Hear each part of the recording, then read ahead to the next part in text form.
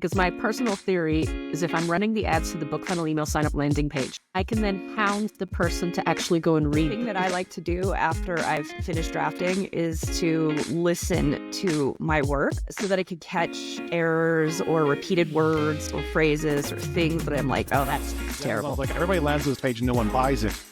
I'm going to stop doing anything on my end to promote The way this. things are right now, how essential are Facebook ads for indie Hello, authors? everybody. Welcome to the BookFunnel podcast. This is episode 6. I am Jack Shulkaitis, lead author support specialist here at BookFunnel. And I am joined today, as always, by Kelly Tansey and Emma Allison, some other members of our author support team, and our special guest today, Malorie Cooper. She is a New York Times bestselling author of over 125 books and has been helping authors with Facebook ads and book marketing for the last 6 years or so. So welcome, Mal. Good to have you here on the podcast. Thanks. We got the opportunity to meet you in person. What is this? A little over a month ago at this point at Author Nation, thereabouts. Is that right? In fact, that was the topic of our last podcast episode. This is kind of the most important thing we talked about in that episode with Author Nation, having it be in Vegas and everything. What was the best food you had while you were there in Vegas? We have to know. I had two that were really good. I went to, one of my clients took me to, I forget the full name, like Joe's Stone Crab or something like that. It's over in the Caesars Forums. And it was with him and his wife. And we had a great meal. And I got a pretty expensive steak. And then he paid for it. Hey, Because he's Venezuelan and he's like, in my country, women don't pay for their food. So he refused to let me pay for my own food. I'm like, this is like misogyny that I'm okay with. I think they call that chivalry, if I'm not mistaken. Right? That's what they used to call it. True? But it's like, but it was like gender affirming as well. So anyway, it was a whole thing. No, it was nice. But usually, like as the vendor, you pay for your clients, right? Like that was the difficult part. Actually, it was like I'm supposed to pay for you anyway. And then we went to the Bacchanal buffet in Caesars, which is like one of the few remaining like huge buffets. And it's like Bacchanal is in like Bacchus, the Greek god of celebration. And they had like cuisine areas, like they had like surf and turf, or certainly actually no, it was all seafood. Then they had steak, and then they had like Chinese food, and then they had Japanese, and they had like Mexican, and they had every one of those sections were the size of a regular buffet. And then they had a dessert buffet that was like 30 feet by 30 feet in this giant square. Wow. But they only give you 2 hours. So you're just shoveling food in for like 2 hours. Get your money's worth. Time limit. Really good. Yeah. So I actually that food experience was better, but I also it was nice to have that dinner with a client and then have them pay for me. So yeah. Right. And I'm working, I imagine, with your clients mostly online. Like, what's it like to be there? Because we were talking about this a little bit too. What's it like to be there in person and just talk to people, whether they're your clients or not? Because we talk to people all the time over email, but.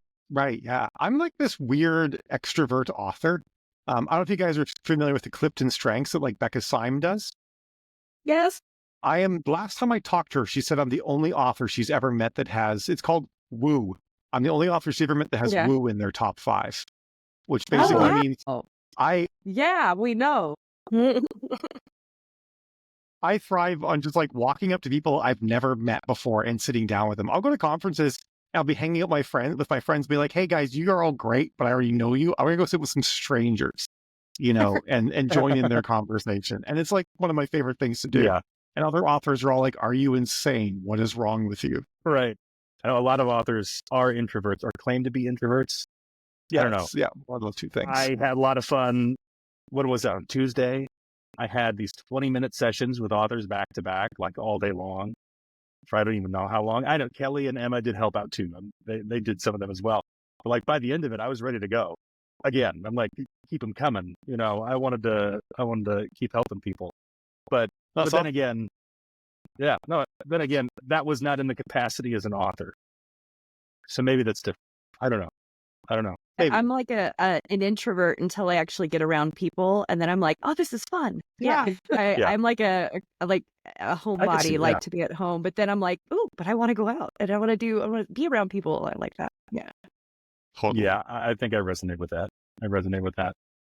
And then also another great All thing right. is we had the most inappropriate conversation at the BookFunnel where at the end of the first day, Vegas, guys in Vegas. Jack learned new things. And I'm kind of surprised he invited me on after that conversation because it was not a comfortable conversation for him. Yeah, we'll have to have. I don't think I was uncomfortable. No, It was kinda looked more just uncomfortable. like, wow, we're having this conversation right here, right now. Right? But, Well, but no, when That's you're, what happens when you get a bunch of steamy romance authors in a booth. yep, yeah, it's no very doubt, true. no doubt. Well, but hey, if you have expertise in a wide variety of fields, and that's I respect that. I respect that. There you go. I respect that. What's my namesake phrase, right? What is it? Jack of all trades, master of none. Still always better than master of one, right? You dabble. I like it. It works. Yeah, Right? It might totally. not be in my wheelhouse, but I get it. I get it. There's things that I could probably share that would be uncomfortable for everybody else too. But that's neither here nor there. Well, that's so cute, Jack. That sounded like a challenge. Well, Challenging them. yeah. The That gauntlet has will been have to dropped. be in like the right. That will have to be in like the after show or something like that, right? All right. Maybe this will be the first one of those that we have to do. Okay, I digress. Funnel All After right, Dark. it's time. I was thinking the same Right, thing. there you go. I think that one's going to have to go behind a paywall. I just have to say. All right. So it is time now for our tips from the trenches segment, where we share some of our self-publishing, writing related tips with you guys. Of course, everybody here today happens to be an author, including those of us on the BookFunnel team. And we've also been helping authors use BookFunnel and do all sorts of things self-publishing related. We always joke in the BookFunnel author support team that we are customer support, not only for BookFunnel, but also for things like PayPal and every other platform that we connect with, because authors come to us with those questions. So we are here to help you out. I refuse to go first today. And I don't usually like to put our guests on the spot first. So Emma, Kelly, who's gonna take it? Who's gonna go for the first tip here? What do we got? Kelly, after you. Okay, then. So one of the things I was thinking about is I'm drafting and working on my project that seems never ending. One of them is the thing that I like to do after I've finished drafting is to listen to my work so that I can catch errors or repeated words or phrases or things that I'm like, oh, that sounds terrible. And so I have an app that it's called Edit Out Loud. I haven't used it in a bit, but it's one of those you upload your like a Word doc and then it'll just it's very basic sounding. It's not audiobook kind of quality or anything, but all it's doing is just reading the text out loud, and you can actually stop it and put like a little note to yourself in it and say like, oh, like here, this is a place where Try that. I need a new word, or so like you could put little notes to yourself as you're listening. And so sometimes that auditory listening to the words really do help phrases and makes your writing stronger. So that's my tip for today. Can you export the notated document? I haven't tried that. No, I usually just go off because it's on my phone. And so I just listen to it. And then sometimes I'll just stop it and I'll go right to my document. I won't even put the notes into the document, but there's a chance I think you can do it. I don't know. It's been a while. They might have updated or upgraded it. So. Yeah, no, that's pretty useful. I'm in like the middle of doing that. I was just doing that the other day in Scrivener. Scrivener has like a speech. You can just select Scrivener text. does that too. Yeah. Select text and speech, which is kind of just like I using usually do it in the browser. text-to-speech. Yeah. But yeah, no, that's if there's an app for it, I'm all in on that. All right, mine here is about promos and swaps. I'm going to steal some of Emma's thunder, although I think this is maybe my tip originally. Right, Emma's usually the promos and swaps person, but if you're doing BookFunnel promos and swaps, one thing you will inevitably run into is you want to do a lot of them, and you run into a problem, which is that you want to put your book into, say, 5 promos at once, or do swaps with 5 different authors at once. But the problem is you don't have a lot of real estate in your actual newsletter that you're sending out. And so one tip, and this is something I've shared before. So we actually did a webinar where I talked about this heavily, and that's uploaded here on the channel. Might be the reason why I'm mentioning this tip, might not, but which is that you should create a landing page to store all of your swaps and promos. And then in your newsletter, you only have to share one link to that page. And it also gives you some consistency, because when you're sharing your newsletter and you're sharing your promos and swaps, you're always doing it the same way. So your readers know what to expect. The ones who are really looking for those extra free books and the promos and swaps are going to know where to go to find them. And it just makes it easy. You can send them to one place, one landing page. I know a lot of authors will use something like MailerLite to create these landing pages. You can customize those. You can technically do something like that with like a BookFunnel bundle page. It's a little clunky though. At this time, we're working on something that should support that in the near future. But you can create any kind of landing page, use the images from some of the books, link to those promos, you send everybody to one place. That way you get clicks on everything and you don't have to worry about sharing all those individual things like 5 different books and promos that aren't even yours, right, in your newsletter. There you go. Somebody hasn't heard that one at this point, right? Somebody has There's a not, good and chance. it's very useful. Yes. My tip will help you execute Jack's tip, so that's a good thing. And it's very Yeah. simple, but something we often overlook when we're trying to mow through our admin for the day. But when you create a landing page on BookFunnel, and this tip can be helpful anywhere, have a naming convention. So this will help you to search for your landing pages, so you are not frantically asking Jamie, where is the landing page attached to this book? But I like to use an acronym for a title and then underscore and then the traffic source. So I'll have like 6 landing pages attached to one book, and then it'll be LOCR, Lord of Curses and Roses, underscore Facebook's ads, underscore Wolfpack freebies, LOCR underscore, and then I'll just have a landing page for every moderate to significant source of traffic I expect. I have one general one for BookFunnel group promos because I haven't found the need to get too granular with those yet. Mhm. But yeah, name your landing pages, preferably not numbers. Yeah. This is something I do too, and I suggest to all authors who are new to BookFunnel, name your landing pages by what you intend to use them for.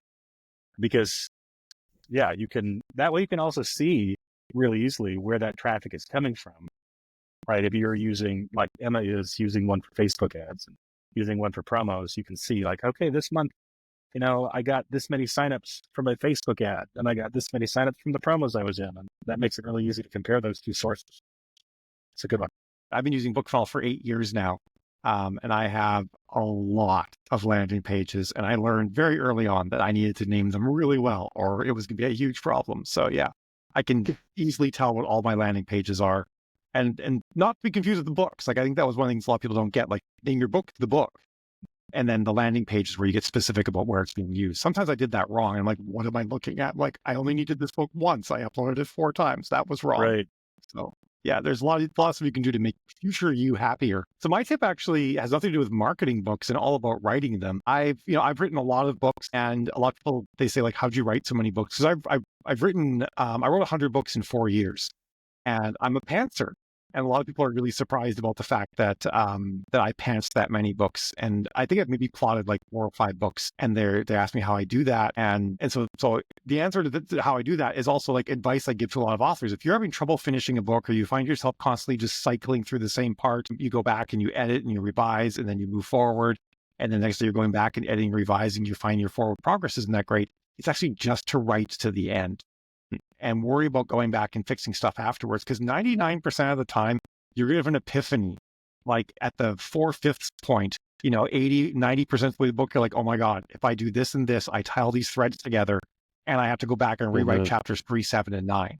But you spent like 4 days re-editing those chapters already, and now that time's wasted. So I'm a really big proponent of just write to the end.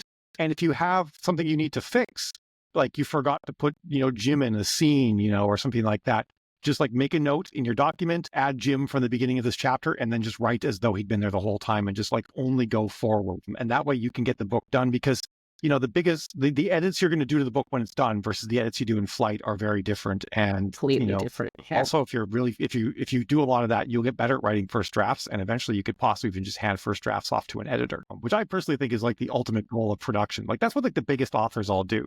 like Lee Child, would write a book, spend 2 weeks writing a book, hand it to an editor, never look at it again. Just hand off first drafts and work 2 weeks a year. That lucky bastard. And that's sort of like from a production standpoint, as authors, we always want to think about like, how can we get more books? How can I grow my backlist and give myself more avenues to advertise? And one of them is like writing faster and more efficiently. So that's just my thoughts on that. That's right. If you're a plotter, I have no idea what you should do. Yeah, I'm a little bit of a hybrid, but I definitely, I like to plot the big stuff. And then I did have like an epiphany, like you said, in one of my recent drafts, where I was like, the plot that I had written was like, I'm trying to ham fist them, like they're supposed to go this way. And then, just kind of like when you're putting pieces of a puzzle together, they just have to fall. And you can't plan that ahead of time all the time. So no, you're absolutely right. Question for you, those 100 books, you said 100 books in a year. 4 years. Is that right? 4 years. Sorry, 4 years. Okay. 100 books in 4 years. Let me get that right. What was like the average length of those? Are we talking like, we're not talking like 100K books each, or we're talking like, just to kind of get a feel for the average is about 80 to 90K. Okay. If I really sit down and I don't have a lot of distractions, I can write a 70 to 80K book in 7 days. Okay, gotcha. Can you define not a lot of distractions? Because my strategic now is like, wait a minute. Well, for me, it would require like 14 hours a day in a bubble, basically, to do that. Okay. I'm not a very fast writer. I can do 10,000 words a day, but it will take me 14 to 16 hours to do it. Are you a phoenix? I don't know what a phoenix is. I'm definitely a phoenix. Okay. Yeah.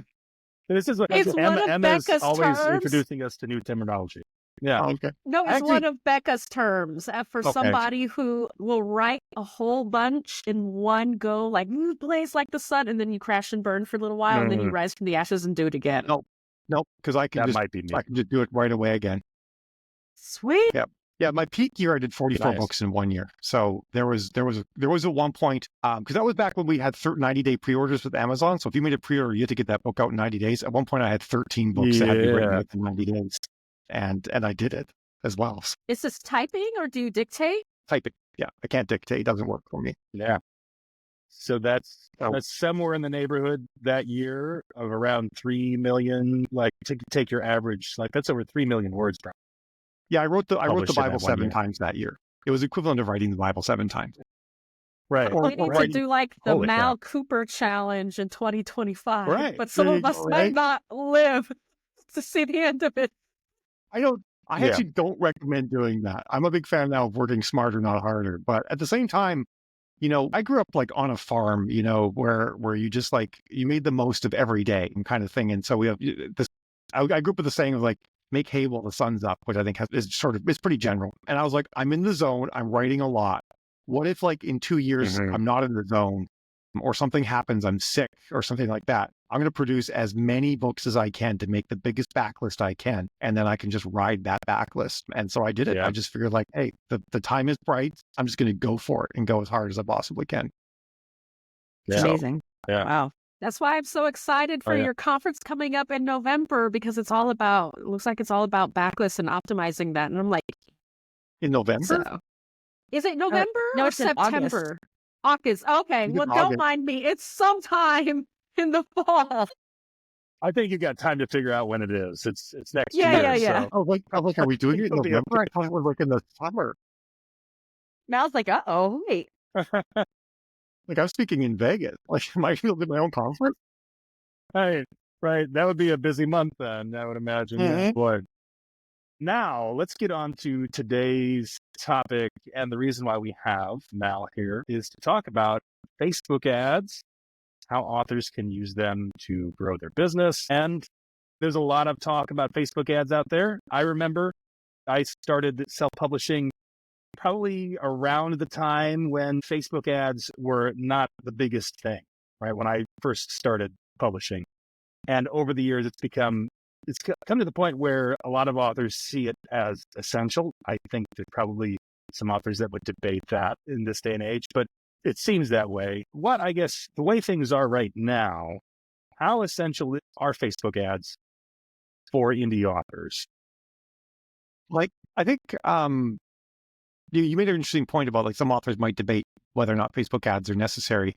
And I think really like one of the things that's true now more than ever is that visibility is really important. You have to be visible. There are something to the tune of 7 million more books now than there were in 2016.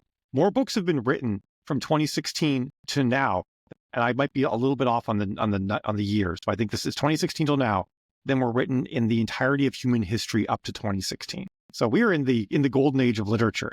Yeah. And give it by 2050, there will be probably 100 times more books written by then than there are now. But by 2100, there will be, well, actually, no, we're getting more humans. We'll have more humans until about a century from now. So we're good to go. More humans to read more books. I'm a math person. There are going to be like 18 billion humans, 17 to 18 billion humans or something like that is the predicted peak. Anyway, Right. Lots of humans reading lots of books. It's going to be great. But it's really easy to get lost because the problem with books, unlike everything else, no one's really worried about buying an Xbox One or a PlayStation 1 anymore. Those things are gone. They were produced, but they don't really matter anymore.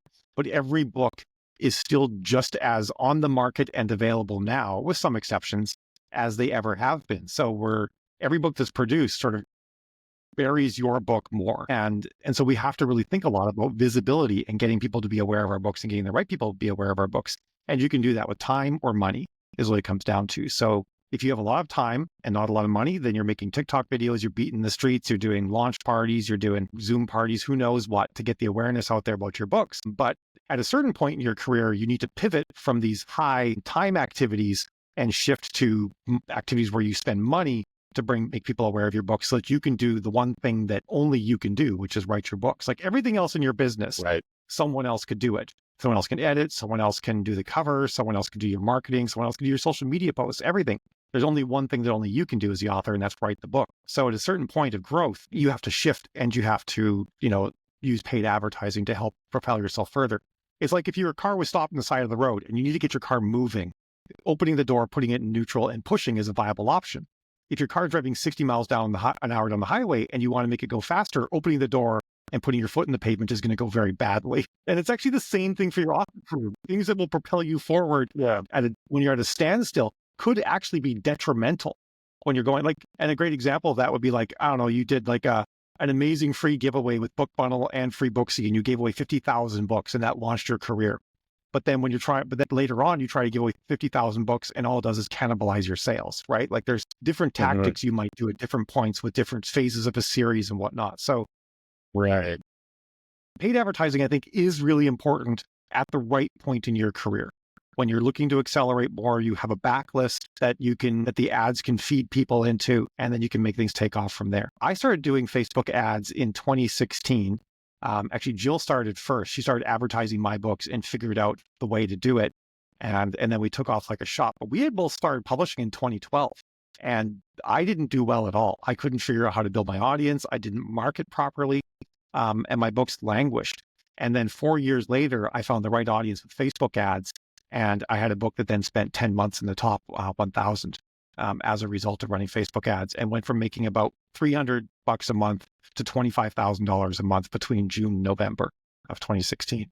So Facebook ads changed my life. And the following spring, I was in the ye old 20 books to 50K group, and people were constantly talking about how Facebook ads don't work and they can't get them to work and they don't generate any sales or anything like that. And I'm like, well, they might not work for you. They do work. I don't want to say it's a definitive statement. So I made a bunch of PDFs explaining how I do Facebook ads and what works for me. And people are like, I will pay you for this if you put it into a book. So I made a book called Help My Facebook Ads Suck, because that's kind of like the general tenor of the posts that were going on at the time in the group. And then Craig had me speak at the very first 20 books 50K. And then 2 years later, Brandon Ellis, so this would have been in this was 2019. Brandon Ellis said, no, it was 2018. It was just 1 year later. In 2018, Brandon Ellis was like, you know so much about Facebook ads. You need to teach people how to, in a webinar, because not everybody learns from a book. You need to get this information out there more to help more authors. So he actually, I'm like, I don't want to do this. I got books to write. I got stuff to do. So he actually set up the webinar and everything and just said, just show up for an hour and talk about Facebook ads. And he actually, Nice. he charged $50 a head and gave me all the money as well. And it I think we got like 150 people there. And I was like, this is actually a thing. Because at that point I was also like, I have to like make it worthwhile not to be writing while I'm doing this other stuff. And so one of the things when I was like 14 years old, if you'd asked me what I wanted to be, one of them was going to be, it would have been a teacher or a writer. And people told me that neither of those things can earn you any money, and you're good at computers, so go do computers. And so I assumed I couldn't do either of those things. And so I got to do the writer thing, and that was amazing. And then when I got to tell people with Facebook ads, I got to do the teacher thing. I'm like, I love teaching and helping people. And that's basically where my second career was born. So now we help a lot of authors with Facebook ads. I think in talking with a lot of other people who do this sort of services, I think that myself and my team have worked with more authors on Facebook ads than anybody else in the author sphere combined. At this point, directly, like in one-on-one communications, probably about 800, and in one-to-many communications, somewhere in the neighborhood of 5,000 authors now that we've helped with Facebook ads. So we have a lot of, I've seen a lot of things, and it's been really good for me. I've learned a lot and be able to help people learn a lot too. Yeah. On that note, along those lines, one thing you brought up, having your ducks in a row before you're ready to do ads, right? What if you had a checklist of like the things that you need to, because like you said, at a certain point in your career, there's other things that are going to be more productive for you than maybe spending money on Facebook ads. If you had like a checklist of things that an author should have done before they're ready to start doing Facebook ads to promote themselves, what would be on that list? What would be on that list? I mean, the number one thing you need to have is at the bare minimum, one series with at least 3 books in it. Ideally, you should have a series with 5 books in it and a second series started. And the reason for that is that Facebook ads are expensive. Any kind of a paid advertising is expensive, and you need read through to be profitable. I have worked with maybe out of like the hundreds I just said, and I know it kind of sounds like I'm tooting my own horn, but I also really want people to understand that, you know, that we have worked with a lot of people and understand every genre out there. Where was I going with all of this? I derailed. Okay. It'll come back. All right. So if you only, so yeah. So with all the authors I've worked with, I have worked with maybe 20 authors who can run profitable ads on one book for more than a month. So usually what happens is every now and then you'll get people who can like run an ad on one book and it picks up so well, it's like profitable, but eventually that will wane because the low-hanging fruit that you can target with the Facebook ads are gone. And it's a bit more of a slog, and your ads cost a bit more money and your conversions are lower. Very rarely are there these evergreen books that can actually be profitable for a very long time with just one book. You need that read through, and your read through has to be good. So you need to have at least 3 books, preferably 5 in a series. And your sell through, so non-KU sell through from book 1 to book 2 needs to be bare minimum 35%. And your KU read through needs to be bare minimum 45 to 50%. Of the people that, you know, start book 1 or finish book 1 go on to read book 2. The higher it is, the shorter your series can be. The lower it is, the longer your series needs to be profitable. And a lot of authors, I work with some authors who have they have this 25 book series, but their read through from book 1 to book 2 is like only 20%. And I'm like, you know, we could probably run ads and you could be profitable, but if you could go in and figure out why 80% of the people that pick up book 1 don't go on to read book 2, we could make your ads 2 to 3 times more profitable. So it really is like honing your product. And a lot of authors kind of get, they get kind of hung up, well, I finished the book, it's done. I don't want to go back and work on it again. But this book is like an asset that you're going to have for the rest of your life. And making it perform, especially that book 1, as well as you possibly can is really important to actually making all marketing activities that you do, you know, bear more fruit in the future. And even like changing the cover. If your cover isn't working, change it, try new covers. Because I tell you, the $300 to $500 a month $300 to $500 you might spend on a new cover is a pittance to how much money paid advertising can chew up. You know, you're running a $5 a day ad for a month, that's $150. So you do that for 3 or 4 months and it doesn't convert that well. You know, you've spent more money than a cover already. You can imagine you're running, like I've got some authors, we sit down and we fire up, 10 ads at $10 a day. You know, at that point, we're now at $3,000 a month. If the cover's not working, that $300 to get another cover to try it out and get better conversions is nothing compared to the cost of the ads. Right. So you really need to kind of shift your thinking from hobbyist, do it yourselfer at a certain point to like, this is a business and I'm investing money And I need to make sure that every dollar I invest is going to return as much as possible. Right. Right. I had a question about the point you made on the read-throughs. Going back to that. So you were saying that if there's a huge drop-off between book 1 and book 2, would you first look at the audience you're advertising to, or would you look at the book content? And the second part of that question, if you have like a large series, would you say they're interconnected standalones, is the easiest thing to just switch something around, like maybe pluck book 6 and make it book 2? Or I'm wondering, is it that book 1 has issues, or maybe book 2 is different enough from book 1 that the readers aren't converting? Yeah, there What's could your be a thoughts lot on of that? Are you reasons for asking that. for a friend? Sorry. I don't have any of these issues. None. I have a very specific example that I have questions on as well. Not for myself, but no, go ahead. I'm sorry. I didn't mean to interrupt. Go ahead. So, it's Totally not getting free coaching here. yeah, I don't mind at all. It's a really good question, actually. So the first thing is that you should know your read through before you start advertising. So when I think of talking about like know your read through, it's pre-advertising, because your ads can poison the well. You advertise to the wrong audience, you can tank your read through by doing that. So you kind of want to have your books out and look at the last year, take like your last year's data to try and see what your read through looks like. And then run your ads like, oh, my read through went down tremendously after running my ads. Then we need to find a different audience, or something in the way we're messaging the book in the ads doesn't align with what people are getting. There's actually a service out there by a woman. The service is called whalereader.com, where she'll actually like look at your marketing, look at your cover, look at your blurb, and like write out all of the expectations that she has for the book as a result of that. And then she reads the book and then tells you how well your marketing and your book presentation and packaging conveyed or match what she actually got, which could be an interesting, and she's not that expensive. It's like $150 for her to do all that. But yeah, no, that totally makes sense. And that's important. And the other thing, if you're writing an interconnected non-linear series, like it's a series of romances that take place in a town or something like that, absolutely. You could reorder your series. You could just be like, I don't know, it's 7 books long. I'll advertise book 3 and see if I can get better conversions on book 3. And I've had authors that do that. For example, like a number of authors that do sports romance. And like book 1 was like basketball, book 2 was tennis or winter skiing. It was that eclectic. And then book 3 was hockey. Well, hockey was big. So we advertised hockey. And then eventually we shuffled the series to make hockey book 1. That did affect her read through, unfortunately. And then she wrote more hockey books, and the non-hockey books just wandered toward the end of the series. So yes, absolutely, that can be a factor. So it is definitely also something you can munge around and play with. And if you're writing a linear series, everybody has to read book 1 first, then you have to do that.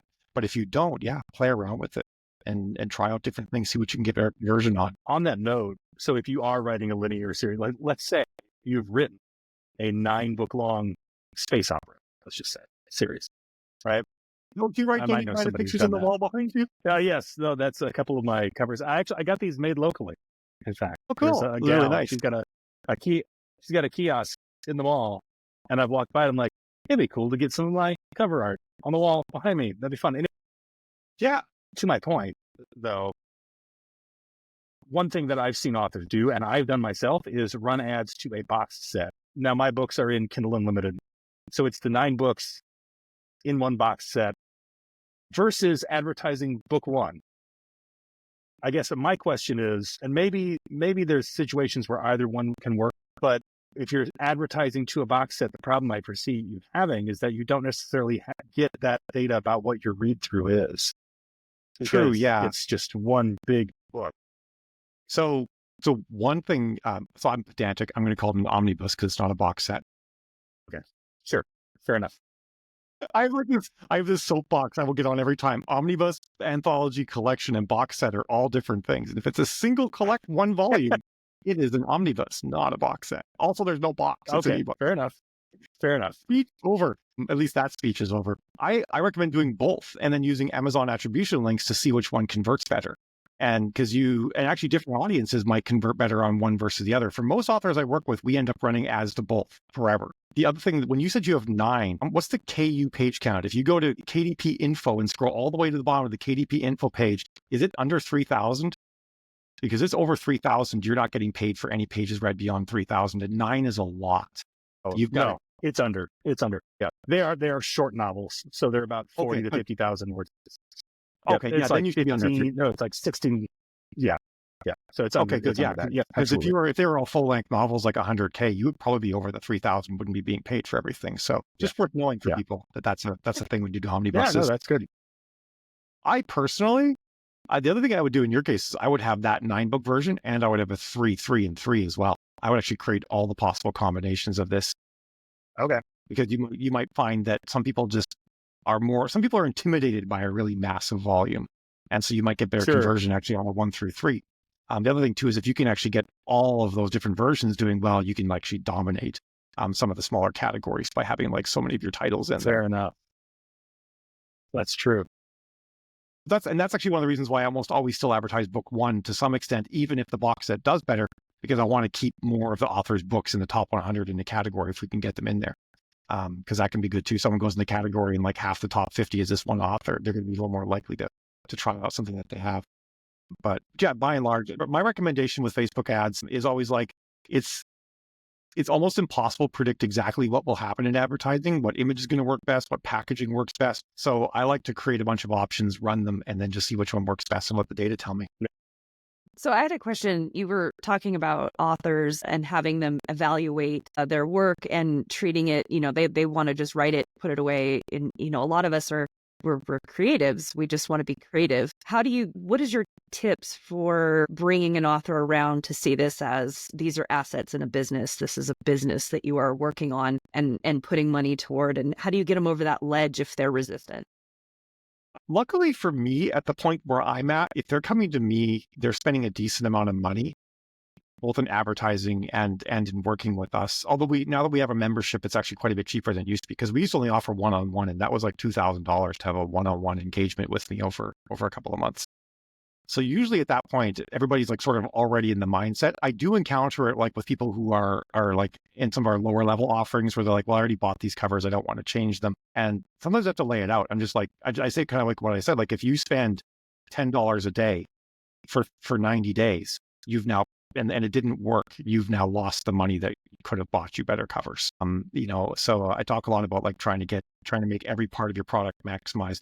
I also talk about things like the fact that like my very first book, Out System, I wrote it and didn't kind of wandered off a lot more than I should have off the main plot. So a lot of things ended up on the cutting room floor, but I liked a lot of them. So what I did later on is I took that book and I rewrote and repackaged it with a lot of the additional content I'd written, and I made an extended edition of that book. And then I also I combined book 1 and book 2, because book 2 had a lot of flashbacks. So I wrote a linear version of it because some people hate flashbacks. So I made this extended edition of book 1 and book 2. And then I made a 3-book omnibus of the first three books in that series. And then I made a special edition of book 1 that went along with an audio album that I had made to go along with my book. And then at the 10-year anniversary of that book, I made another edition that had new content in it that I wrote specifically for the 10-year edition. And what I did is I took that one book that I wrote, and it's also, it's in large print. It's been narrated. It's up on YouTube for free, all sorts of things like that. I took that one book and I packaged it 10 different ways, and was able to make that into an asset that I can use. I can relaunch it again and again. And so I talk to authors about that. Like a lot of times we think about just like they release a book and it's just one and done. I'm like, no, that's something you could release that again in 5 years with a new cover and a new epilogue or an extra prequel or a chapter in the middle that you left out or something like that. Like there's so many options you have. So kind of talking about that helps sort of a lot of people think about that. And the other thing too is like when it comes to like, why am I not getting good read through? This is actually the thing I meant to talk about with Emma's previous question, was usually your reviews will tell you why you're not getting good read through. There's gonna be negative reviews in there, and they're gonna talk about, there's gonna be some sort of theme that you can like pull from. One of the things a lot of authors will see is that people will say that the book was too short, and they then think they need to make the book longer. But when readers say a book is too short, 99% of the time, what they're saying is the book didn't deliver on the promise that it made. That you wrote a book that I don't know, like say the book is about the some sort of assassin who assassinated the king, or something like that. And it's the book's titled Catching the Assassin. And at the end of book 1, they have identified who the assassin is. People are going to tell you the book's too short because it didn't do what it said on the tin. And you're like, well, I have a 3-book arc, and they catch the assassin at the end of book 3. And like, that's great. But the reader expectation was off. and they didn't feel satisfied when they got to the end of the book because it didn't do the thing that they want. I actually had that happen in my own series. My main storyline was all about this colony ship going off to colonize a new world. And spoiler alert, they were never going to do it. There's a whole bunch of things that happened. There was time jump involved and whatnot. And when they get there, it's 5,000 years later, and it's been like colonized for 4,000 years at that point, kind of thing. So I knew that was going to happen. So I gave them like this interim colony on the way where they spent like 150 years and sort of built this interim colony. And like, there's the colonization story. Everybody will be happy, and we can all go on and sing Kumbaya. And then at the end of the 4, people are like, boy, I sure hope they get to the colony soon that they're going to have. I'm like, wait, what? There's no colony. Yeah. I gave you the colony. It was already there. They're not going to get a colony. I'm like, I'm like, oh, it's just one person in my group.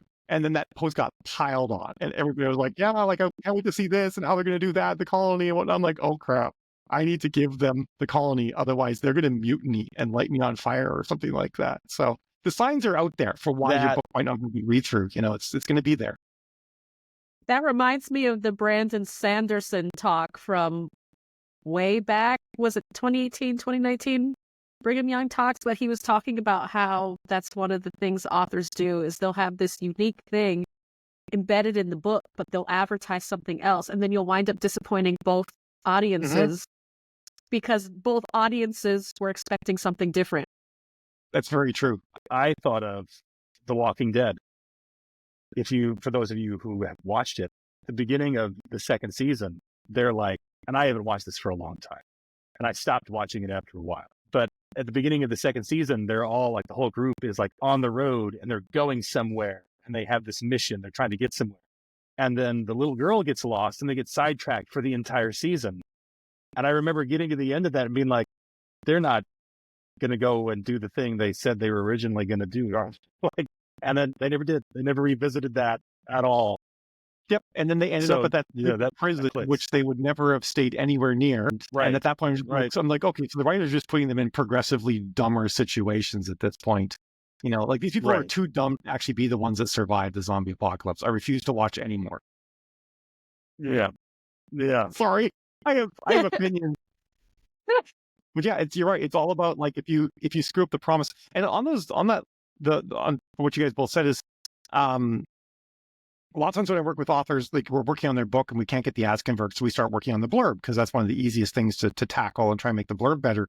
And I'll be digging into what their book's about with them, and they're like, well, there's this really wild thing that happens, at the beginning of Act 3 where XYZ goes on. I'm like, wait, that's like the most interesting part of your book. Why isn't it in your blurb? And they're like, I want it to be a surprise. And I'm like, no, put it in the blurb. That's what your book's actually about and what's the most interesting. And the example I always give for that is the Al Pacino movie, Devil's Advocate, where he's actually Satan working at a law firm. And in all the previews, they just let you know Al Pacino's the devil and he works at this law firm. Like you go into the movie knowing the twist, and then like the characters don't find out until like the last 10 minutes of the movie. But really, if it was just Al Pacino just being, maybe this might still have worked, but just being like a dickhead lawyer, you'd be a lot less interested in going to see the movie than if you're like, he's actually the devil hoodwinking everybody. You're like 10 times more interested. Yeah. And then you're just sort of along for the ride being like, oh, I can't wait for these poor unsuspecting characters to discover what's happening to them. And that's fine. That works. You don't need to surprise people.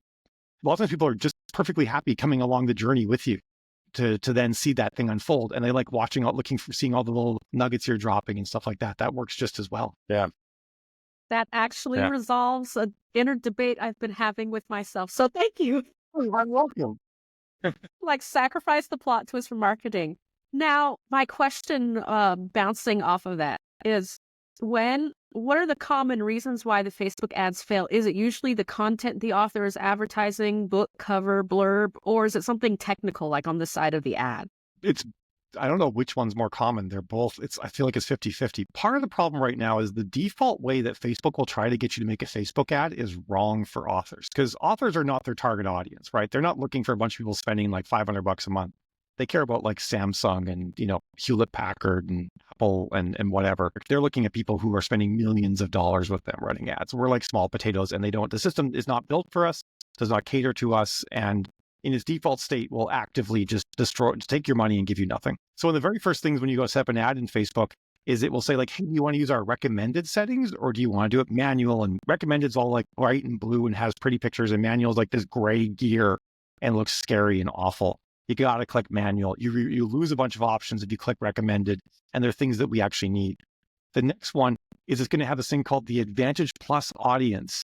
And what Advantage Plus audience actually means is that the AIs will basically ignore everything you tell them and just show your ads to whoever they want to. I was working with an author just yesterday, and she hadn't switched. There's this little link that says switch to original audience. It's this little blue link at the bottom of the audience section. It says switch to original audience options. And she hadn't clicked that. And she's like, this ad just isn't working. I don't understand why. And I go look at her. She's a romance author writing steamy, dark romance. And the majority of her ads majority of people seeing her ads were men. So of course, they're not going to convert. She's just spending all of this money having men click on a picture of a pretty woman who's on the cover of her book, kind of thing. So those two technical issues in Facebook cause a lot of authors to set their books wrong. I've actually seen authors blow $10,000 with that misconfiguration, trying to make it work, trying to understand why it's not working, and then only to realize like the default settings in Facebook were actually showing my ad to like the wrong people entirely. So you always want to choose manual settings, and you always want to choose the original audience options. So that's on the technical side of things. And now I forget the second half of the question. What was the other option? The creative side, how that impacts the ads. Yeah. You kind of went into that already. Yeah. So the even if you pick all the best options that are available to us now, as of this past January, Facebook made it sort of a certain point, it will start showing your ad to whoever it wants to. If you choose the original audience options, it will at least respect the gender and age that you put in. But as far as the interests, it will just wander off and show it to whoever they want. So your ad creative now needs to scream book. You need to have a book cover in the corner of your ad. Change your author page on Facebook to say like author MD Cooper or something like that. So as they're scrolling, they're going to see this bold text as author, your name, and then an image, and then the headline, and then the link. And it's going to sort of like set in their minds, I'm looking at a book, they see a book cover, and the book cover shouldn't be the hero shot, because really you want to like convey character and setting through your ad mostly. The book cover should be like in the corner of the image, just sort of like drilling in that this is a book. And then one of the things that's really changed in like the last 2 to 3 years with the advent of everybody having ADHD because of TikTok is that no one reads the long text you put above your ad anymore. I've actually run ads where it's called the primary text and it sits above the picture. I don't even put that in sometimes. And it doesn't seem to matter. It's all about the headline, the text that's below the image. And then it's also now about putting text on the image. It used to be like back in 2016, you could have zero text on your image because Facebook wanted ads to look like regular content. And back then no one had text with images with text on them. But then memes came around and it became much more common for the average person to be posting a picture that had text on it. And now it's probably everything is a picture with text on it almost. If you see a picture without text on it, you're like, where's my context? It's just lunch. I don't get it. Where's the pithy saying? Where's the when you order chicken soup and get tofu or something like that? So people are looking for text on the image. So your image actually has to have text on it. And up until like about the beginning of 2024, you would still get penalized for having text in the image, but now it's almost like it's better. Like I run a lot of ads now where it's like, it's a blue box with white text and there's no picture. And those actually can work the best in some cases. So it's all about playing with creative, and it's all about coming up in TikTok land. They call them hooks. You know, like when you're bent over the copy machine and your boss walks in behind you, kind of thing. Like that's that kind of statement. The second person stuff works great. The when you kind of thing is really good because it's the thing you always want to do. And this I've been saying this for years is you need to make the reader care about your character before they'll click. Like they actually have to give a shit about this imaginary person that you made up enough to like click on something and then give you 10 hours of their time. That's really what it comes down to is they're committing time, not money. The money is almost immaterial for how much we charge for books. So the best way to put the person in the shoes of your character is with second person. You actually say when you, and you're you're referring to them as though they're the character and giving them some sort of relatable scene. I think it's a similar thing if you had a guest on recently for talking about TikTok, and I believe she probably said this to you guys, but you want to make your readers outraged on behalf of your character is a great way to do it. Because in doing that, you're also like putting the reader in the shoes of your character in a relatable way. Now, making someone outraged on behalf of your character doesn't work in every genre, but you can kind of do the same sort of thing. You know, how can you make your character super relatable and their plight super interesting at the same time? And you've only got like 10 words to do it. It's cake. No problem. So that easy.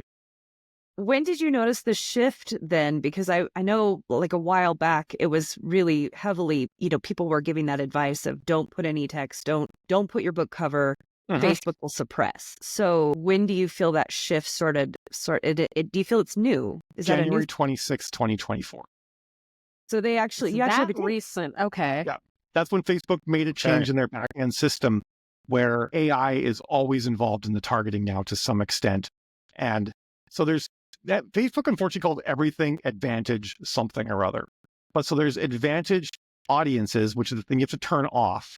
And that way you can still set your age and gender and some basic interests. And then there's advantage detailed targeting. And advantage detailed targeting used to be a checkbox where by default it was off. And what it does is like, say you put in much things like, I don't know, like Lee Child, Harlan Corbin, James Patterson as your authors. And advantage detailed targeting had this text that said, if you turn on advantage detailed targeting, we will expand your audience beyond your interests if we think it will help you with conversions. And I was always like, leave that the F off. January 20th of this year, they made it on by default and something that you cannot turn off.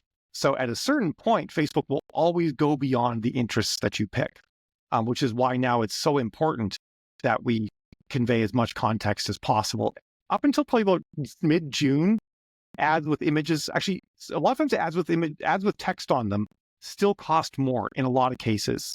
But around June is when it stopped being uniformly true. And what it kind of comes down to now is if you have an ad without your book cover and any text on it, you might get lower cost for clicks, but your conversions will also be worse because you might be getting a lot of non-readers thinking it's a TV show or a video game or who knows what.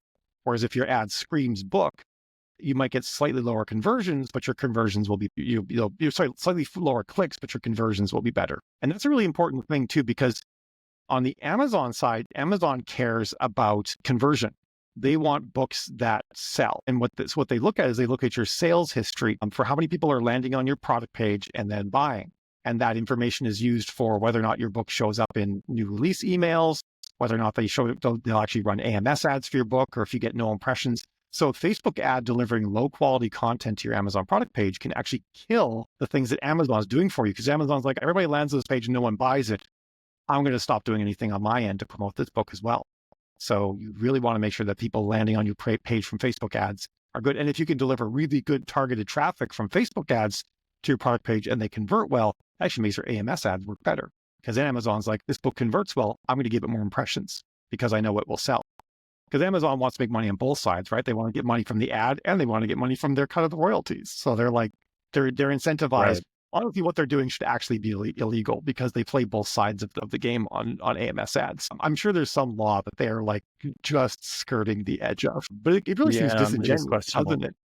Yeah. When you think about that, where you're like, in a lot of other industries, this would be very illegal. There are definitely some ethical questions. I mean, I'm not going to claim to know the answers to where the line is, but there's definitely there's kind of a gray area there. Yeah. They're entirely in that gray area. There's probably lawyers looking at that around the clock, that are being paid by somebody. So on this issue of targeting, because I think one thing getting to the detailed targeting aspect, because I think people generally understand, okay, gender and age, and I don't want to gloss over those two targeting aspects, because I think there's actually a lot of play there, especially in terms of age. Those different age ranges react differently to ads. So I'm not trying to make light of those, but to almost maybe step over them, maybe we can come back to them, to get into detailed targeting. For some genres, it seems like Facebook has some categories that are there for you to just easily find, identify. For others, it's not so easy. What do you recommend for somebody? Again, I'm in space opera. Feel free to use that as an example if you want to, but you can I'm in space opera as well. Right? Right. So epic fantasy, what should people be looking for? Right. That is a really salient thing. And there's also the idea of not putting anything in detailed targeting, and people call that wide targeting. There's a couple people who teach courses where they advocate doing that. The problem with wide targeting is that it only works if your book is very generally appealing to a wide audience. So 50% of women read romance to some degree, and a lot of those will dabble in contemporary romance. So if you write contemporary romance, chances are you could probably run an ad and not put any targeting, and at worst 1 in 3 women will probably be your audience to some degree. Or if you write cozies and you're targeting women over 50, chances are that, 1 in 3 women will actually be into cozies, and you don't actually need to put any detailed targeting in at all. And then another great one is thrillers. Thrillers is actually probably like the most jack of all trades one, because men and women read it. Women read thrillers a little bit more than men. Actually, women read everything a little bit more than men. And it's the most generally appealing category out there, because it's just sort of adventure and fun stories. So you can kind of get away with really wide targeting with those. But the more niche you get, the more you actually need to have your targeting well. Like you're going to be writing, MMMM or something like that, and you just try to do general targeting, you're going to have a whole bunch of people that are highly offended by your book's content seeing your ad, and they're going to report it. It's going to get shut down in 3 weeks.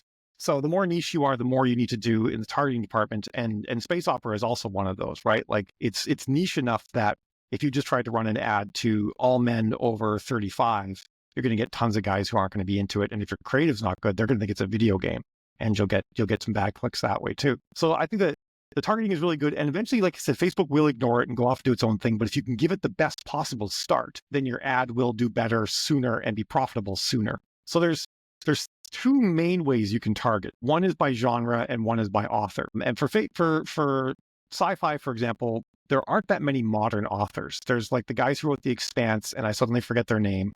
I mean, there's 2 guys, but they write under a pen name. I know their names. I forget the pen name. Yeah. There's Brandon Sanderson, Kevin J. Anderson. There's a few other modern guys, but there's actually a ton of like the golden age sci-fi authors like Ray Bradbury and Heinlein and Asimov and Larry Niven and guys Frank like Herbert. that you can target. Yeah, Frank Herbert's right up there too. Although I try not to target too much people that have had movies made recently.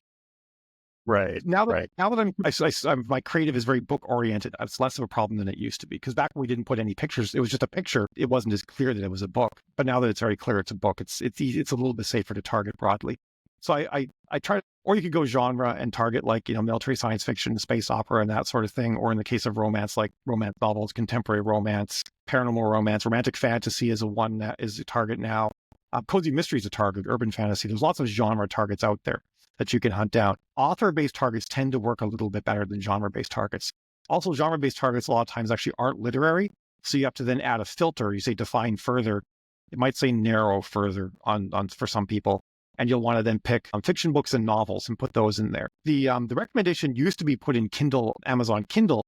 But the interesting thing is, like, these days, some people sell just as many print books as they sell ebooks. Print is really on a rise again, especially on the holidays. A lot of print books sell. The other thing too is that Amazon Kindle could include nonfiction. So you might have someone who watches urban fantasy TV shows and reads nonfiction, and that targeting could get them. So I like doing fiction books and novels because ebooks are captured within that. And that way I'm getting fiction readers specifically, because both of those things are fiction. Those are your 2 mainstays. And sometimes you might not be able to target like exactly who you want. Like romance continues to be huge, but there are no queer targets. We used to be able to target by religion and by like LGBTQ stuff and whatnot. But nobody played nicely with those toys, and they got taken away from us. So now you can't target by that sort of thing anymore. And actually, RuPaul's Drag Show fell off the targeting list recently, which was unfortunate because that was like one of my go-tos. But there is actually lots of queer TV that you can target, like Sense8, Modern Family, I think is still targetable. So there's ways you can kind of like work around. You're like, okay, if you're okay with queer stuff or weird off-cuff kinky stuff or something like that for romance authors who are writing spicier things, you can try and find things that fit that. But the other thing is just target the smuttiest authors you could find. And that way, even if you're writing MF and you're targeting a bunch of smutty authors who are writing MF, at the very least, the people that see your ad are not going to be offended and report you. And it can give Facebook kind of a baseline. So like for like MM, I target like Melissa Foster, Sylvia Day, Tamara Weber, Abby Glines, Carly Phillips, Robin Carr. Yeah, Robin Carr. I always get Carly Phillips and Robin Carr's names interposed, but I think that was right. Because those are all fairly spicy authors, especially Melissa Foster. She's like, and Shayla Black. They're like dark BDSM kind of stuff. So anybody who's into that and sees your MM cover with a couple of guys kissing is at the very least not going to report you. And actually those audiences actually end up working really well. So you can kind of go adjacent to your category if necessary and find people who you're like, well, at the very least, like they're into some of the things, like they're into like unconventional forms of sex, because they might be reading some of the books. So my book has, shifters with knots, because we have to get that in here. And Or Faye with knots. Or Faye with knots. Somebody, they're marsupials and they have 7, which is a true thing. Marsupials have 7, and somewhere between 5 and 7. It's demonetized. It's a thing that Jack happens. Jack is bleeping me right now. I think you should totally bleep that stuff. Yeah. Hey, I mean, no, right? no. Like I learned this The on after dark clip chat. yeah, there you go. And, Okay, okay. if you find people that are into weird stuff, even if it's not your weird stuff, at the very least, they're not going to be offended, and they might be into it. You never know. People have more than one thing they're into, so that can kind of work. So those are your two mainstays: authors, genre. The other one is TV shows, which can be great for like urban fantasy, especially if you do anything paranormal. There's lots of great TV shows that you can target. TV shows more than movies in this day and age, to be honest, are a lot more targetable. And then if you write stuff like I write or Jack writes, video games can be great. Someone loves Mass Effect and you write space opera, target Mass Effect, a couple of the games like that, and then narrow down by fiction books and novels, and you can build some good audiences. And then your genre, author, TV shows and movies to some extent, and then other things like video games and whatnot can work. Sometimes even things like if you're writing like young rock star romance and whatnot, you can like target people who like Taylor Swift and other like up and coming pop artists and stuff like that, or not even pop necessarily, but usually pop the ones you can target. And then lastly, you could do like ancillary interests. So like for me, like people who follow like the Mars rovers on Facebook, right? Like if you're like so nerdy that you're following like NASA spacecraft's accounts, you're totally going to be into my books. Right. So and if you're writing spiritual books, like you're writing like there's mysticism and tarot and stuff like that. Well, you can target tarot, and all sorts of individual tarot cards are targetable. So you can kind of go that way too. So there's a lot of ways you can slice that to try to find just the exact right audience. So those ones. Now with the BIPOC community, like if you have romance authors writing Black woman, white man, or diverse characters, people of color, because I know you can't target demographics. You used to. I think you used to be able to, but now you can't. Those are the things that got taken away from us because we didn't play well with those toys. And by that, I mean like people use them for attack ads is why they got removed. Yeah. It's the same sort of thing. You don't worry about that. You just worry about the other themes in the book. What's your heat level? Okay. What's some of the other content in the book? And you target by that. One of my most successful authors, she writes Black curvy women, white men. And she sells like hotcakes. And we actually don't even, that's not even in the ads at all. Sometimes it's in the pictures, but a lot of it's not even visible. We're just targeting, we're advertising on, the actual romances and situations the characters are in. And I honestly, I think as it should be, like, people's skin color is a lot less important because ideally readers should just not really care what people's skin color is when they're reading a book. And it doesn't always work, but in her case, actually it's worked really well. So we're both really happy about that. Okay. Now, if you have, so you're mentioning like TV shows and video games. So kind of like if I'm just getting started running my ads, and let's say I'm looking at the audience of like you said, Mass Effect, and for me, like Battlestar Galactica is like the direct inspiration for my books. Would I want to run an ad starting by pointing that at like one of those audiences, or is it okay to start it and point it at multiples of those, or as long as they're closely related? Your audience needs to be at least 1 million people. If one of those won't get you to 1 million, then you've got to add some stuff in. And chances are with sci-fi, you're going to need to add a few things, and you have to stack a bit to get there. Sure. Okay. Because the way that Facebook, it used to be, the funny thing is like in 2016, your audience could not be bigger than 100,000. And now it's like flipped. It's like 1 million and up. Like I run ads for some people that like in romance, where we have like a 30, 40 million person audience that we're running the ad to. Yeah. So you want at least 1 million. Ideally, in this day and age, you want 2, but some very niche genres it's hard to get to. So yeah, if you probably would have to stack like Battlestar Galactica, Firefly, a Mass Effect, whatever, to try and get yourself up there. And I'm guessing if the audience is just too small, then you're running into problems where like the ad is just being shown to the same people over and over, or it gets expensive. Yeah, it gets expensive because the way that Facebook works is.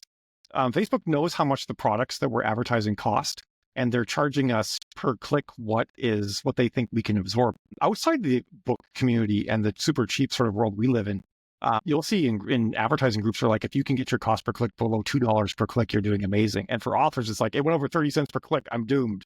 Because Facebook knows what our products sell for. They click the link, they go and read, because also they want to make sure you're not advertising anything that's against their terms. They go to Amazon and their system checks out what you're advertising and it figures out the price off Amazon. So basically what Facebook is doing, and they're like, oh, these things aren't worth anything. So we're only going to show them to people who aren't currently buying anything more expensive. But the moment you like go to Remax or some other website and start searching for a house, you better bet you're not getting any book ads anymore. You're getting house ads because they can charge $10 a click for someone who's like trying to sell a house. And you'll know. So basically, that's one of the reasons why a lot of times as authors, we think our audiences are only older. but what really happens is we're running Facebook ads, and people who are older aren't buying washing machines and houses and new cars as much. So they're more likely to see our ads. Versus younger people who might be buying a lot of more expensive things. So if you have a really small audience, that not buying anything group of people at the bottom of the pyramid is a lot smaller, and you'll exhaust them, and then you'll start competing against toasters and Ninja appliances and stuff like that. Or I mean, even like a pair of shorts costs more money than a book, right? Like it doesn't take you long to move up to much more expensive products in competition land. Yeah. And then one other element of that is the interest circle. Like, you've targeted this group of interests, but not everybody has the same amount of interest. If you target Star Wars, there's the people who saw like 1 or 2 movies, and then there's the guy that has like his YouTube channel where he spends every day producing conspiracy videos on it. Sure. And the further you go out from that core interest, the less likely they are to click, and the less likely they are to click, then the more Facebook's going to charge you when you do get a click. So the bigger your audience is, the more people not buying anything and very interested people will intersect and be a good audience for you. Where do you find, so say if you want to target another author, or you want to go after a particular show or something like that that's in your genre, is there somewhere where there's like a list, or do you just have to trial and error it in your audience? I did a thing where I made a list of like 500 authors, and I just typed them all in one by one to see which ones I could actually target. And I just like Googled like top 100 of this type of author, and then just like put them all together and typed them in. I mean, someone might have a list out there. There probably is 1 or 2 out there for some subgenres, but I mean, in a year it won't be accurate. So you kind of have to try it yourself. Yeah, I was going to ask you, is it something that they change? They change it quite a bit, yeah. You said that RuPaul is no longer, the drag show is no longer in there, so that obviously they decided, that's not targetable. So you could have an ad running that you've had for a while, and then lose that audience. And yeah, usually if that happens, you'll get notices that will pop up at the top saying like targeting you've selected an ad XYZ is going away on a certain date or something like that. Yeah. And if you don't adjust your audience by then, we'll just turn off the ad on that date. They did that to Sarah J. Maas a while ago, and was it Sarah J. Maas that they took away for fantasy romance, or Jennifer Armentrout? One of those, and it made me unhappy. Yeah, it might have been Jennifer Armentrout. I thought Sarah J. Maas was still targetable. Maybe she's not. I mean, they've taken away some pretty big names, and I was kind of blown away that they did. So would you suggest that if you're running ads and you're getting ready to do like a new set of ads, that you start really like going back over your list of comp authors and kind of refreshing it? Yeah. And also when you after you type in a few author names, like you type in like 3 or 4, Facebook is pretty good at understanding who similar authors are. And so there'll be like a little link that says suggestions, and you can click on that, and that can give you a bunch of names too. So I can kind of, if you're familiar with them, you're like, oh yeah, this person writes what I want, and this one doesn't, and you can pick off a couple more and boost the list up for you that way. Sure. And you can keep it kind of general, right? So I write dark fae romance with women of color heroines, but I can just target, they're not going to have that target author, but I can just target the closest steamy romance author, right? Yeah, and romance heat level is almost more important, because people that are looking for super steamy stuff will kind of like, they want to get their fix, so they'll wander far afield. Yeah. I say that all the Fair time. enough. It feels like this business is like peddling drugs sometimes. Yeah, we're going to give you like your free hit, and then if you like it, that's a little bit of money for some more. I think everybody's looking for some sort of fix from their books, whether it's a romantic fix, whether it's I want to read about cool tech being used in a new way, or I want to read about like cool battlefield tactics in a fantasy setting. Everybody's looking for a fix. You just got to figure out what their fix is and sell it to them. Right. That reminded me what I wanted to ask you too, along these lines of reader behavior. Because like in my device, I have like 300 samples loaded, and I do more every day when I get ads. What is your thoughts about being patient with conversion? Because if somebody has your sample buried 20, 30 books deep, they'll get to it eventually. So what's kind of like the long game thoughts there? 20 books. I heard someone saying that a company had done a survey of readers, and the average person, even when they borrow something in KU, is like 60 days before they actually read it. Which I was kind of shocked. I didn't expect it to be that long. I thought it would have been like 15 to 30, but I think a lot of the author readers I deal with I think as authors, usually it's the whale readers that we interact with the most. So we're used to people who are devouring like a book a day kind of thing, but most people aren't like that. So yeah, it does. It is tricky because that's one of the reasons why you need to know your read through ahead of time, because you have to be able to sort of like look at your borrowers on book one and kind of predict what will happen when the read through actually starts to go through. And I think a lot of authors are not aware of how long that can actually take. I think every genre is, I mean, I don't know, it's hard to say. I think women probably read faster on average than men do, because I think women, actually, I don't know if that's true anymore. I got nothing. I don't have any solid data on that one anymore, but I feel like I've gotten kind of far afield from your question. Did I answer it?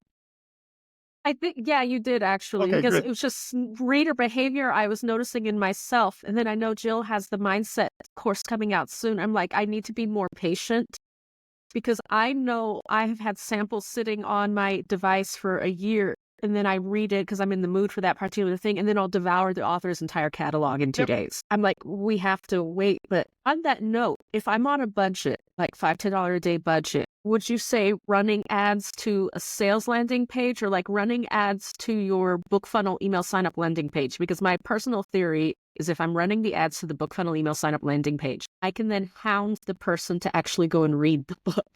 Yeah, actually, that's my number one suggestion, especially if a person doesn't have a long series out yet. I'm always like, well, my personal belief is you need to write a reader magnet, and that reader magnet needs to take place before book one and contain all the same tropes and reader expectations as book one. And you advertise to that. It's like 15,000 words long. That works better than a sample, by the way, because with a sample, you're like, it's chapters 1 through 5 or something like that. Well, the feeling that someone's looking for reading your book doesn't happen till the end. So if you're trying to sell them on the feeling and like, hey, I'm a good drug dealer, I can give you the feels that you want, they're not going to get that from your sample. But if you can write a 15K story that hits the major trope expectations, and major genre expectations, and then has that satisfying conclusion, they read it in an hour and a half, and they're like, I need more. And then they go get book one, they go get book two. And also, you're right. And then they're on your mailing list, and you can market to them for almost free forever, or until they unsubscribe.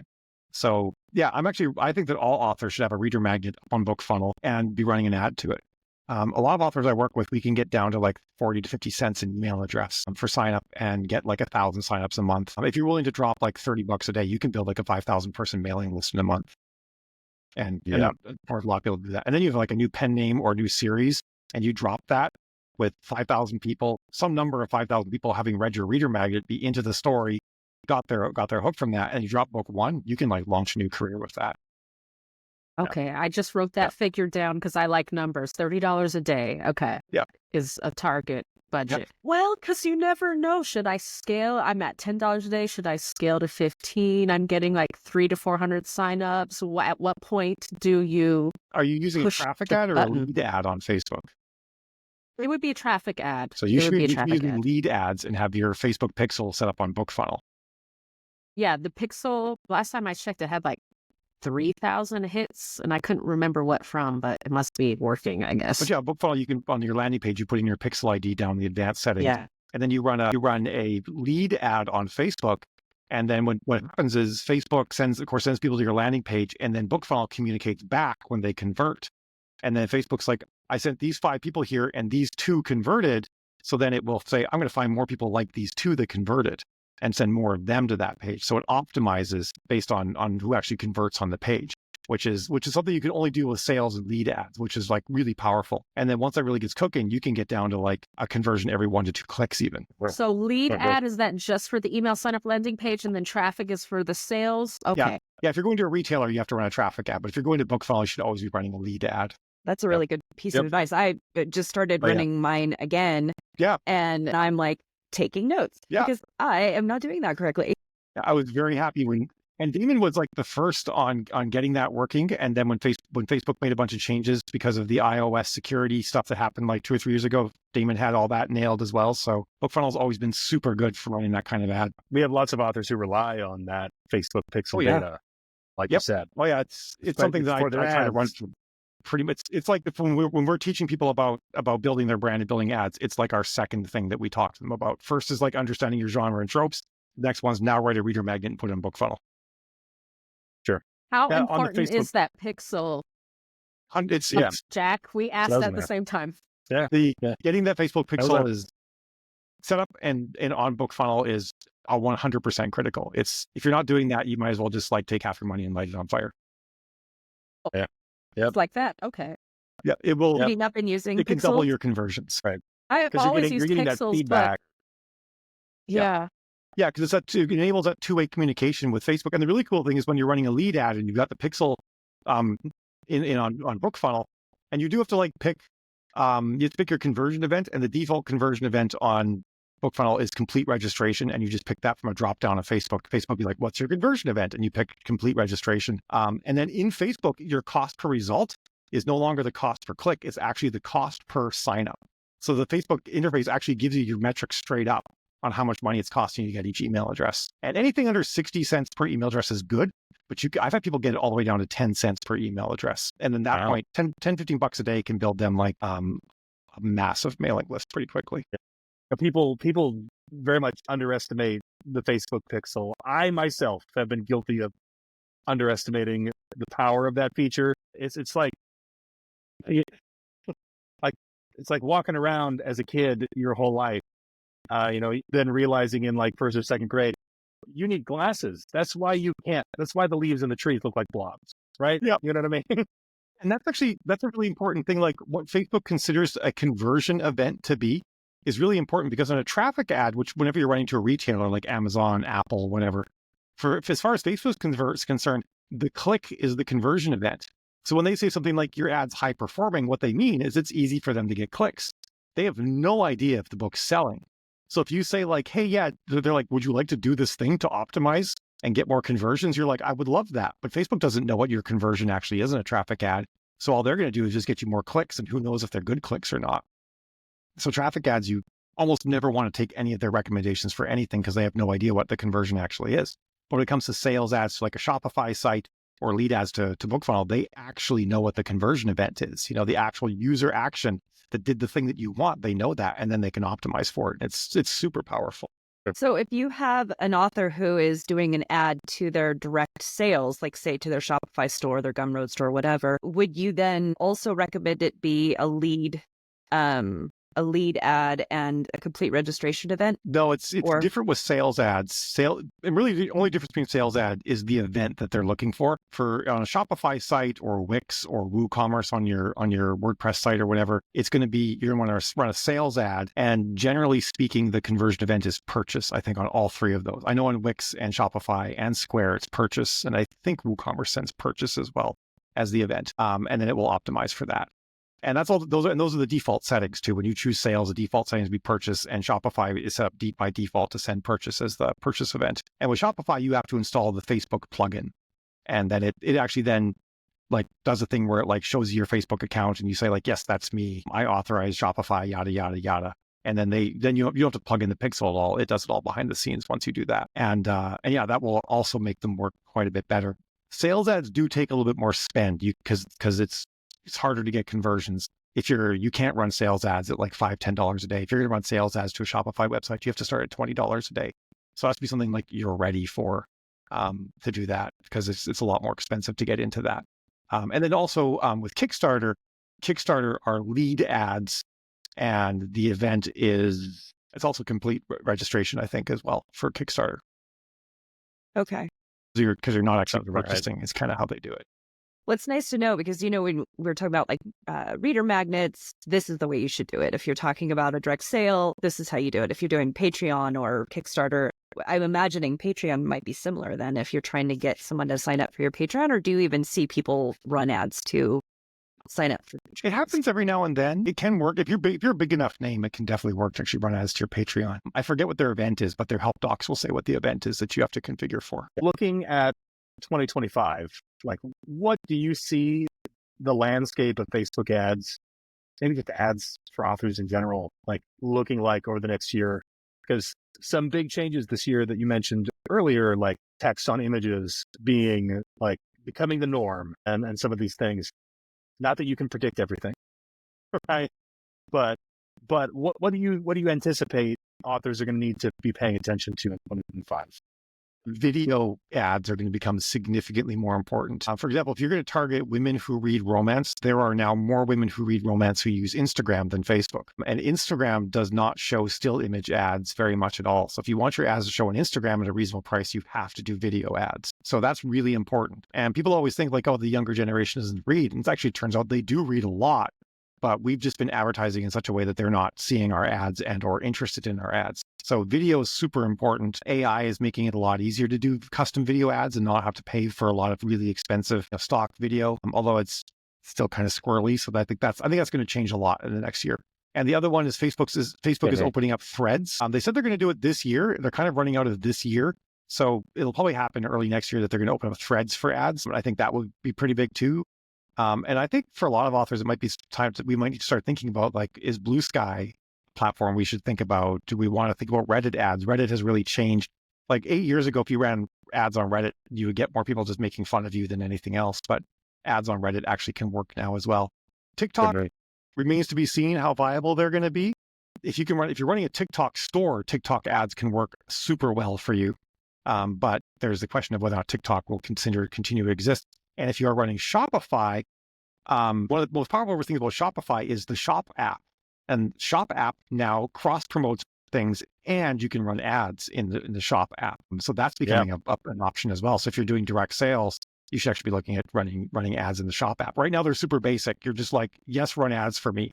And then they just magically pick the stuff in your store they think will work the best and run ads. But that might evolve too. So I think Facebook is still the largest social media platform in the world, but I think it's going to be shrinking. But on the flip side, Facebook actually owns a significant number of the properties that they're taking up the market share. So it's going to be like looking at those things and seeing what to get into. I personally love Threads. As an author, I think the best thing about Threads is like stuff on Threads that doesn't have a picture does better than stuff with a picture. Like people actually are on Threads to read stuff, which is super cool. I'm enjoying Threads quite a bit. Right. Well, it was interesting because when we had Kate Hall on last time, we were talking earlier about like the hooks on TikTok and that sort of thing. And the TikTok slideshows specifically, I kind of had like this aha moment where a light bulb went off. It's like, you're getting them to read the book there on TikTok. You're getting them to do the thing that you want them to do, which is read your book. And that's like when you're talking about reader behavior. So yes, a platform that is, because like you said, video, it can be powerful, but I don't know, if you can get them to do the thing that you ultimately want them to do anyway, which is reading, and you have a platform that's more centered around that, around text and even images. I think that might be right. That might be easier for an author to leverage, because how many times do your ads get mistaken as, like, especially for sci-fi, like a video game, right? Yeah, or some new TV show or something like that. Yeah. Yeah.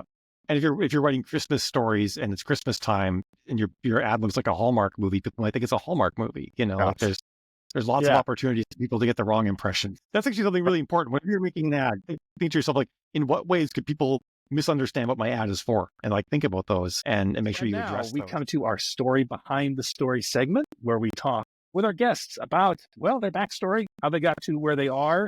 We talked briefly, Mal, about we touched on your journey a little bit. Right? We talked a little bit about your writing, how it got you to where you are now. But yeah, give us a feel for, like, what's your backstory? Do we need to know? Yeah. So, I mean, I've been reading voraciously and writing since I was like 12 years old, and always be interested in books. I mentioned how, like, everybody's like back then was like, no, you can't make any money being an author. So I'm like, okay, fine. I'll go, like, work in software and computers. But then when my book started selling, I'm like, bye, I quit. I'm going to be a writer, with like zero hesitation, because that's what I've wanted to do all my life. And it was really interesting because one of the things I learned that was pretty fascinating about books is, like, we have this idea in our heads, or we had at one point, that books are 300 pages long, give or take a little bit. And the interesting thing is that books didn't used to be 300 pages long, but it was the most cost-effective and efficient book length for publishers to make the most money. So they made it so that books are 300 pages long. If you go back earlier than like the mass-produced Pulp Fiction era, books were however long the book needed to be. So I always actually find that kind of interesting, how the medium always affects the art, and that's part of the art in my regard, in my opinion. And so, like, two things really shaped how I did my art. And one of them was Facebook ads, and the other one was the Amazon 90-day pre-order that they used to have. Now we have a year, and it's like, I almost wish we had the 90-day, because it was like, it really helps me have that hard deadline. But so I was advertising. I had my book one in my series. I'd written in November of 2016, when I had that amazing $25,000 month. Book 4 had come out, and I had planned on about a 12 to 15 book series. And I was like, crap, it's going to take me years to write this 12 to 15 book series. And I'm going to be advertising this one book forever. And I'm like thinking to myself, it's not going to work forever. And so I decided to break my series in half and make it so 1 through 3 was effectively a prequel. And then book 4 actually started a new series. And then I got people into that. And then the Amazon pre-order window caused me to, when I got to book 5 was like 140,000 words long. And I had like it had 16 POVs, no, 15 POVs. And there was this major plot line following this one group of characters that I hadn't touched since the middle of the book. And the Amazon pre-order deadline was looming. So I'm like, well, at the end of the book, they just magically show up and it's been 10 years. And everybody's like, where the hell have you been? And they're like, hey, it's a pretty cool story. Wouldn't you like to know? And then the book ends, which is great. End all your books on a hook, like a cliffhanger as much as you possibly can. It really actually helps sales quite a bit.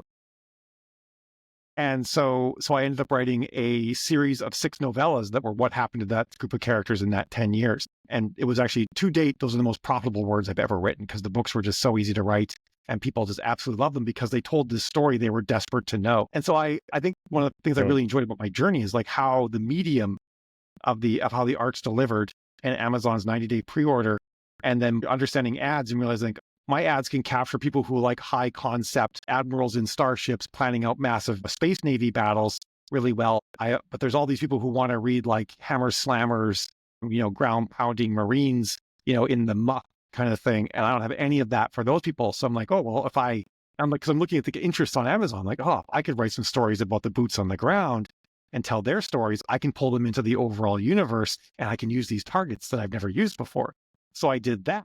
And I wrote this series called Rika's Marauders that was all about these mechanized warriors and how they were always in the shit.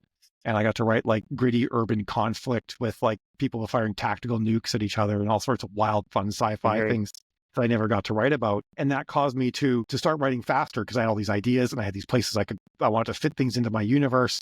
And my series just spider-webbed out. And I ended up with 23 interconnected series that all form one universe. And I decided at that point, I want to write 500 books. So I've got a long way to go still. And I've got that goal still firmly in mind. I want to write 500 books. I want to write this interconnected, massive story that comes back mostly to like one singular point at the end. And in a way, like if it wasn't for the medium and the mechanism of advertising my books, if it hadn't been for those two things, I don't know if I ever would have come here. I might have written like a 7, 8, maybe 10, 15 book series. And then they're like, I wrote books. Look at me. But, these other things like got me to actually write a much bigger world than I ever would have written before. And I'm super happy I did it. Yeah.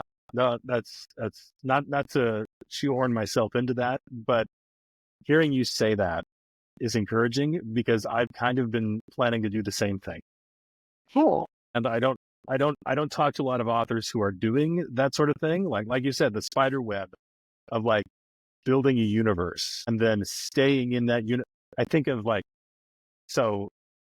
things like Warhammer 40K, which is just this huge, like over 30 years of content of all these like side characters. And obviously it's totally different because it's based off a tabletop wargaming sort of thing. But there's just a plethora of content in there for people to devour and they spend all their time in it. And like something akin to that. Yeah. Right? Yeah. Is quite the task.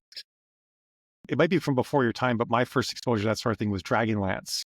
I don't know if you've ever read those books, but they were spin-off from Forgotten Realms and Dungeons and Dragons. But the Dragonlance book, were always some of my favorites when I was younger. And I was like, wow, they've got all these authors writing all these stories in this one big massive universe. I love it. I can go because I'm like one of those people, like if I'm playing an RPG, I want to color in the whole map. I want to investigate all the areas. I want to open all the chests, get all the sets of armor, that sort of thing. So I write my books for people who want that too. They want to color in the whole map and see all the places and everything. Well, Mal, thank you for joining us today. It was a great talk. We covered a lot of information. We'll have to have you back on at some point in the near future. I would love that. Maybe 6 months or so from now. The Facebook ads landscape has changed. Oh, it will. What they say, death and taxes, and then Facebook ads changing, right? That should be the third one on that list of things that are inevitable. So yeah, we will definitely have you on again in the near future. It was a blast. If you have anything you want to shout out here at the end here, like where can people find you for like your Facebook ad courses, things like that? So if folks want to learn more about my books, my fiction, you can go to aeon14.com. That's AEON14.com. All my sci-fi stuff is there. And if you want to learn more about Facebook ads and dive in deeper about a lot of things I've talked about, my wife and I have a website called Storyteller Lab. bookfunnel.net. There's a free 7-day trial where you can see all the stuff we have up there. And then if you want to actually sign up, it's only $37 a month, and you basically get access to everything that's in my brain and Jill's brain as well. So 2 brains. Well, thank you for joining us. And Emma and Kelly, thank you both as well for co-hosting and joining me here as always. We will see you all, guys, in the next one. Have a good one, folks. Bye. Thank you for watching. Check out these other videos from BookFunnel, and don't forget to subscribe to the channel.